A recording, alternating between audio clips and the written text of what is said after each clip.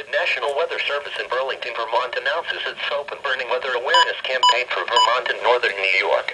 The record heat and Martian the lack of snow on the ground has brought about the very dry conditions across the North Country. The National Weather Service encourages residents of the North Country to be aware of risk factors associated with open burning.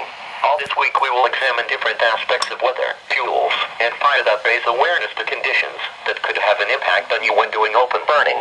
Remember, open burning is not allowed in New York State through May 15th. Our first topic of discussion will be fire climatology.